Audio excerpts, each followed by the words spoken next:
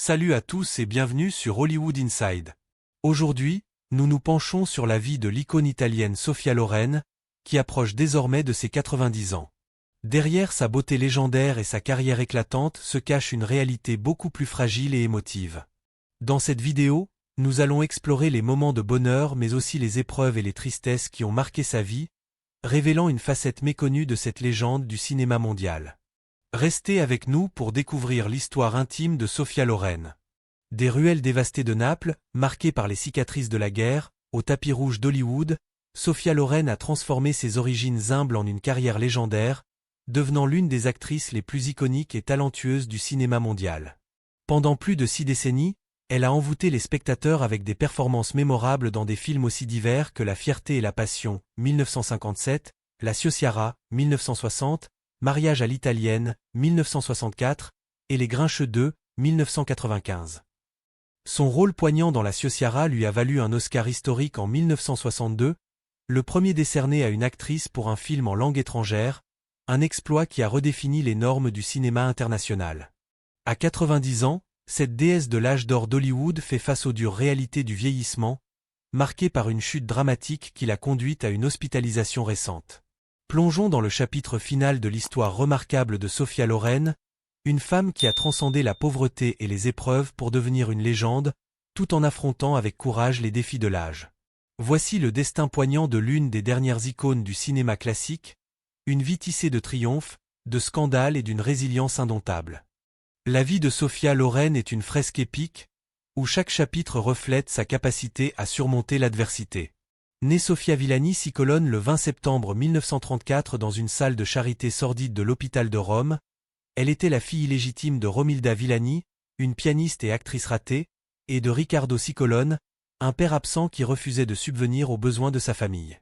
Élevée à Pozzuoli, une petite ville côtière près de Naples, Sofia a grandi dans une pauvreté écrasante, exacerbée par la dévastation de la Seconde Guerre mondiale.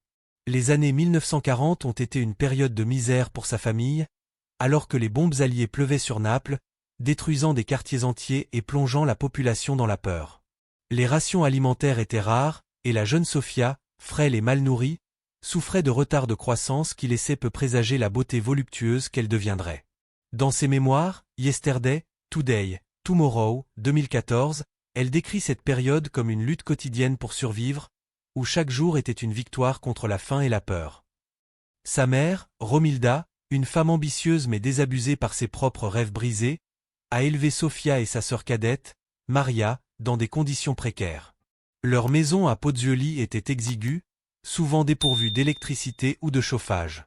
Pour joindre les deux bouts, leur grand-mère transformait leur salon en un pub improvisé, fréquenté par des soldats américains stationnés à Naples après la libération de l'Italie en 1943.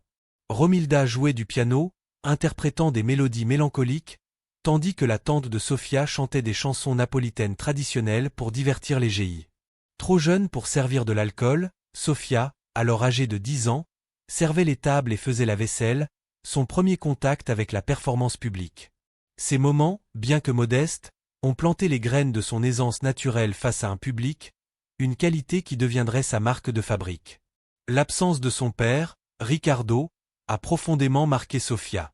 Il apparaissait rarement, laissant Romilda assumer seule la charge familiale.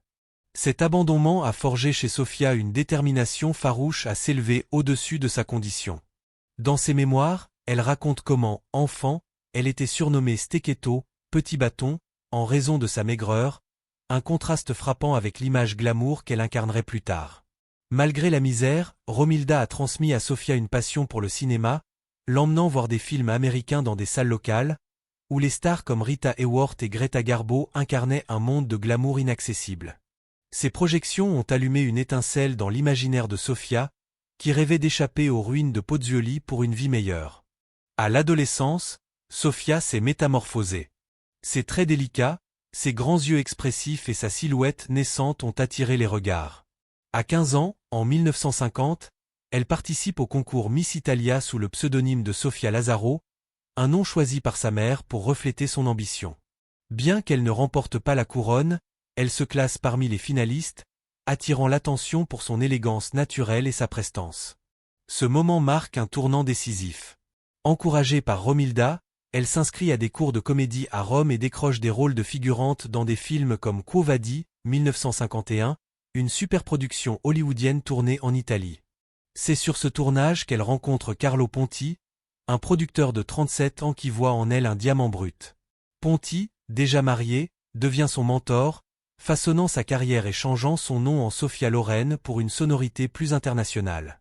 En 1954, Sophia connaît sa percée avec L'Or de Naples, réalisé par Vittorio De Sica, un maître du néoréalisme italien. Son rôle de femme de pizzaiolo pleine de fougue révèle son charisme et son talent dramatique, la propulsant sous les projecteurs. La même année, elle entame une collaboration légendaire avec Marcello Mastroianni dans La chance d'être femme, incarnant des personnages féminins forts et sensuels, loin de l'impuissance de son enfance. Ses rôles, souvent des femmes du peuple avec une profondeur émotionnelle, résonnent avec son propre parcours.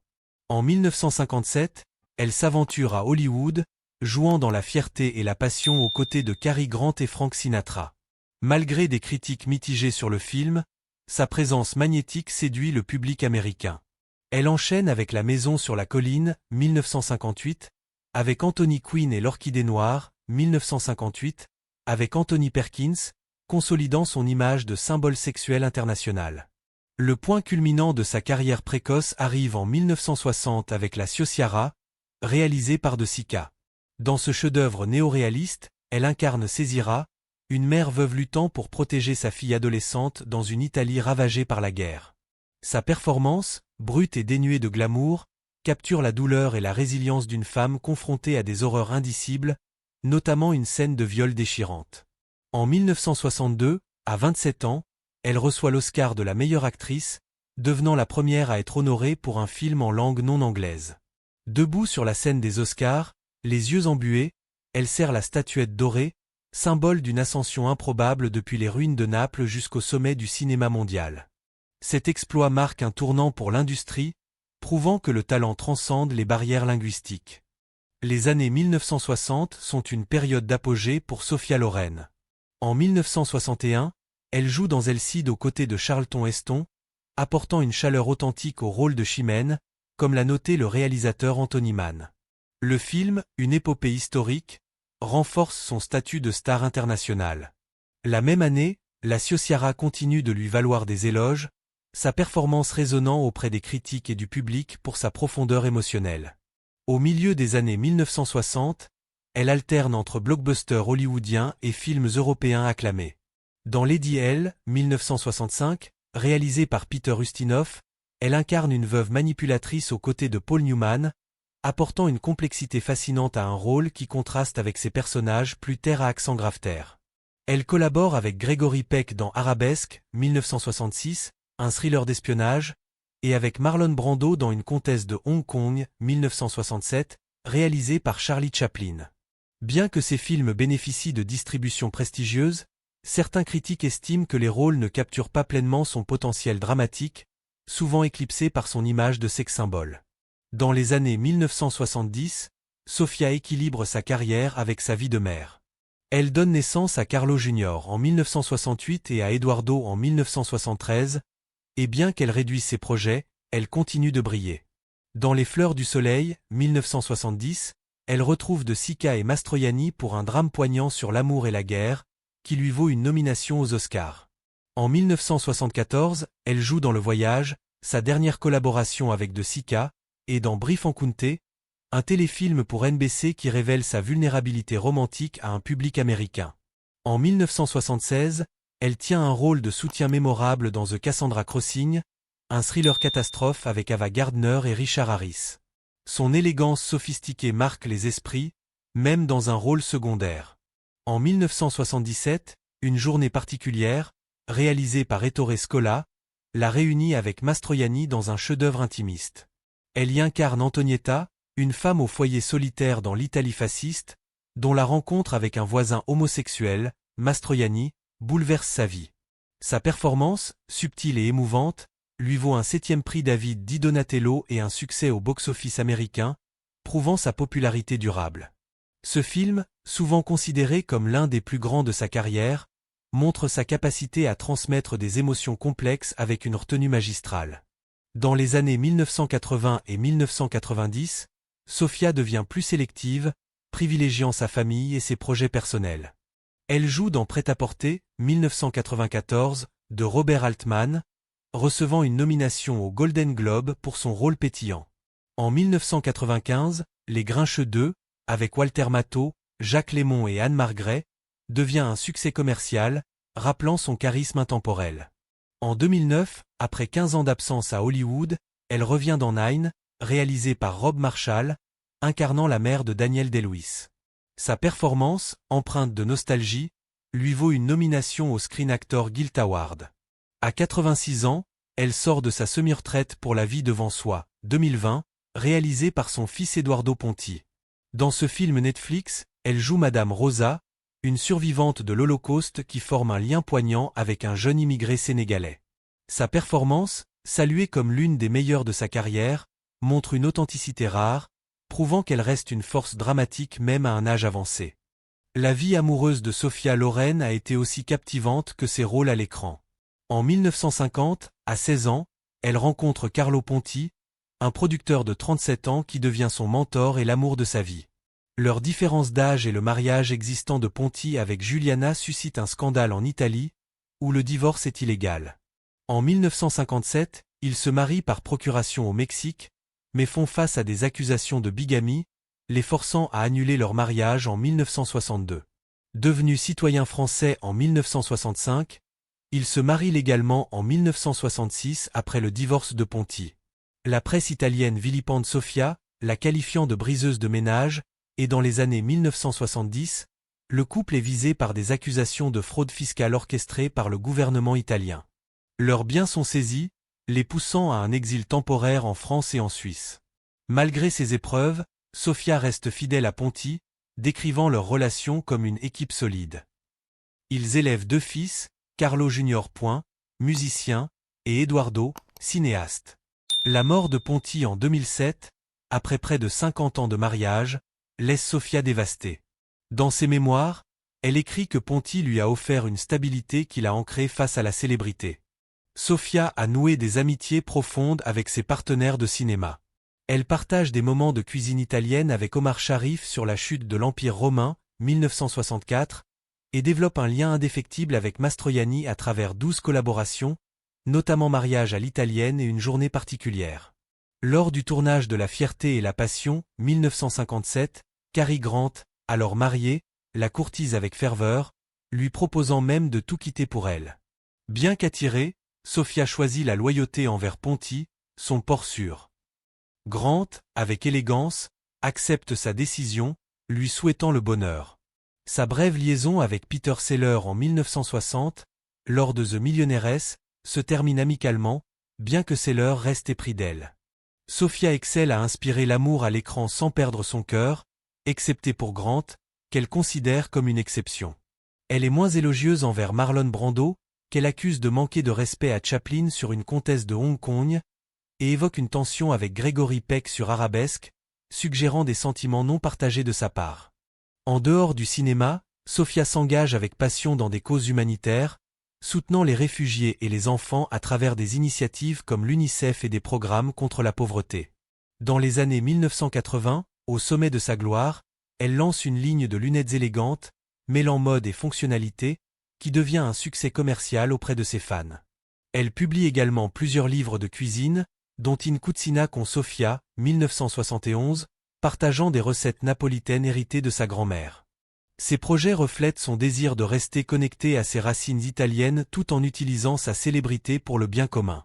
Malgré une condamnation controversée pour fraude fiscale en 1982, où elle purge 18 jours de prison avant d'être acquittée en 2013, Sofia reste une figure d'élégance et de résilience. Elle consacre une grande partie de son temps à sa famille, élevant ses fils à l'abri des projecteurs. Dans les années 2000, elle réduit ses apparitions à l'écran, mais chaque rôle est choisi avec soin. Dans La voix humaine, 2014, un court-métrage réalisé par Eduardo, elle livre une performance puissante dans une adaptation de la pièce de Jean Cocteau. La vie devant soi, 2020, marque un retour triomphal, salué par des critiques élogieuses pour sa profondeur. Selon Eduardo, Sofia a pris des risques émotionnels et physiques pour ce rôle, attirés par son message d'humanité et de résilience. En septembre 2023, une semaine après son 89e anniversaire, Sofia subit une chute grave à son domicile à Genève, entraînant des fractures multiples au fémur et à la hanche. Une intervention chirurgicale d'urgence est nécessaire, choquant ces millions de fans qui la voyaient comme un symbole de vitalité. Cet accident, survenu peu après son apparition glamour au Festival de Venise 2023, où elle éblouit dans un tailleur ivoire lors d'un défilé Armani, souligne la fragilité du vieillissement, même pour une icône. Dépendante de soins constants, elle affronte sa récupération avec courage, soutenue par sa famille et les vœux de rétablissement du monde entier. Dans une déclaration, elle remercie ses admirateurs, ajoutant qu'elle se sent mieux mais nécessite une rééducation intensive. Elle trouve du réconfort dans des plaisirs simples, jardiner, lire et discuter par vidéo avec sa sœur Maria en Italie. Ses petits-enfants, vivant en Californie, lui apportent une joie immense. Sophia Loren a surmonté des obstacles redoutables tout au long de sa vie. La faim dans une Naples en guerre, les barrières linguistiques à Hollywood, les scandales amoureux et fiscaux. À 90 ans, elle reste une figure de résilience. À la cérémonie des Oscars 2014, elle évoque son enfance, où survivre au lendemain était son seul rêve. Cette détermination l'a portée à transformer les épreuves en articles. Dans ses mémoires, elle affirme que sa longévité repose sur une confiance intérieure, non sur la beauté. Malgré une mobilité réduite et un corps marqué par le temps, sa chaleur et son charisme restent intacts. Grand-mère aimée, toujours en convalescence, elle envisage de futurs projets, prouvant que son esprit indomptable transcende l'âge. Sophia Loren n'est pas seulement définie par ses 22 prix David di Donatello, son Oscar, ou ses 90 films. De l'enfant affamé de Pozzuoli à l'icône mondiale, elle a surmonté la guerre, la pauvreté, les scandales et les blessures pour laisser un héritage inégalé. Ses performances dans la Ciociara, Une journée particulière et la vie devant soi montrent une polyvalence rare, passant du glamour hollywoodien au néoréalisme italien avec une aisance naturelle. Son engagement humanitaire, ses entreprises créatives et sa vie personnelle, marquée par un amour durable avec Ponti, ont captivé le public autant que ses rôles. Son influence culturelle est immense. Dans les années 1950 et 1960, elle a redéfini l'image de la femme au cinéma, incarnant des personnages à la fois sensuels et autonomes, défiant les stéréotypes de l'époque. Elle a ouvert la voie à d'autres actrices européennes, comme Gina Lollobrigida et Claudia Cardinal, prouvant que le talent pouvait transcender les frontières. Ses collaborations avec De Sica et Mastroianni ont marqué le cinéma italien, tandis que ses rôles à Hollywood ont fait d'elle une star mondiale. Même à 90 ans, elle reste une source d'inspiration, apparaissant dans des campagnes de mode pour Dolce et Gabbana et continuant à fasciner par son élégance. Les défis récents, comme sa chute en 2023, rappellent que même les légendes sont humaines. Pourtant, Sophia aborde le vieillissement avec la même grâce qu'elle a apportée à ses rôles. Dans une interview de 2020 avec Variety, elle déclare « Je ne veux pas m'arrêter. Le cinéma est ma vie, et tant que j'aurai des histoires à raconter, je continuerai. » Cette passion, combinée à son humilité et sa chaleur, fait d'elle une figure intemporelle. Ses mémoires racontent comment, enfant, elle rêvait de survivre. Aujourd'hui, elle inspire des générations à vivre pleinement, avec courage et authenticité. Sophia Loren n'est plus qu'une actrice. Elle est un symbole de résilience, de beauté intérieure et de détermination. De Naples à Hollywood, elle a transformé les épreuves en triomphe, laissant un héritage qui continuera d'illuminer les écrans et les cœurs pour les décennies à venir. Voilà, vous connaissez maintenant les hauts et les bas de la vie de Sophia Loren, une icône dont la carrière a illuminé le cinéma mondial mais dont le chemin personnel n'a pas toujours été facile. Son histoire nous rappelle que même les plus grandes stars traversent des épreuves et des moments de solitude, et que la célébrité ne protège jamais totalement des défis de la vie. Merci d'avoir regardé cette vidéo sur Hollywood Inside. N'oubliez pas de liker, commenter et vous abonner pour continuer à explorer les vies fascinantes des plus grandes légendes du cinéma.